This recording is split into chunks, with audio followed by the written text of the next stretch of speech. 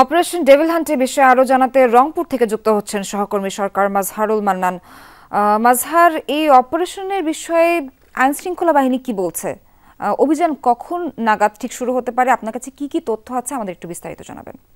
সোহার, আইন শৃঙ্খলা বাহিনীর পক্ষ থেকে যেটি বলা হয়েছে, আমার সাথে এই কিছুক্ষণ আগেই কথা হয়েছে রংপুর রেঞ্জের ডিআইজি জনাব মোহাম্মদ আমিনুল ইসলাম, রংপুর মহানগর পুলিশ কমিশনার জনাব মোহাম্মদ মজিদ আলী এবং রংপুর পুলিশ সুপার জনাব আবু সাইম, এবং একই সাথে কথা হয়েছে আমার সাথে আর্মির একজন ক্যাম্প পরিচালনা করে একজন অফিসারের সাথে। তারা যেটি বলেছেন যে এই রাত 12টা থেকেই তারা এই অপারেশনটি শুরু করতে চায় এবং তারা এখানে জিরো টলারেন্স নীতিতে এই অপারেশনটি শুরু করতে চায়। বিশেষ করে আপনি জানেন যে রংপুর হচ্ছে এই বৈষম্য বিরোধী ছাত্র আন্দোলনের একটি টার্নিং পয়েন্ট। 16 জুলাই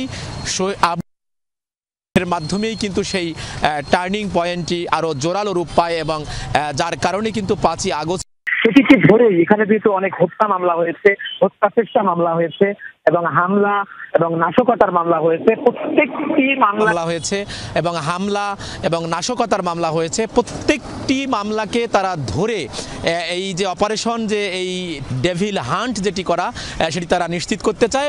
একই সাথে তারা অস্ত্র উদ্ধারের কর্মকাণ্ডটিও পরিচালনা করতে চায় এবং সেক্ষেত্রে জিরো টলারেন্স নীতি তারা দেখাতে চায়। সেজন্য সকল ধরনের প্রস্তুতি তারা নিয়েছেন এবং এরই মধ্যে রংপুর মহানগর, রংপুর জেলা এবং বিভাগের যে 8 জেলা আছে, সেই 8 জেলায় যে প্রশাসন আছে, যৌথ বাহিনী, তারা একত্রিতভাবে এবং তারা পর্যালোচনা করেছেন কিভাবে তারা করবেন, কেমন করে করবেন এবং সেটি পাড়ায় পাড়ায় এই অভিযানটি তারা পরিচালনা করবেন।